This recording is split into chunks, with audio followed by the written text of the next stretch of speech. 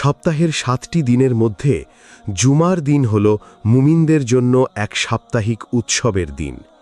এই দিনটি আল্লাহর কাছে এতই মর্যাদাপূর্ণ যে তিনি এই দিনের জন্য আসমান থেকে বিশেষ ফেরেশতাদের পৃথিবীতে পাঠিয়ে দেন। এই ফেরেশতাদের একমাত্র কাজ হল জুমার দিনে যারা নেক আমল করে এবং মসজিদে যায় তাদের নাম লিপিবদ্ধ করা এবং তাদের জন্য আল্লাহর কাছে দোয়া করা। আপনি যখন জুমার দিন সুন্দর পোশাক পরে গায়ে সুগন্ধি মেখে মসজিদের দিকে হেঁটে যান, তখন মসজিদের দরজায় স্বয়ং ফেরেশতারা আপনার জন্য অপেক্ষা করেন।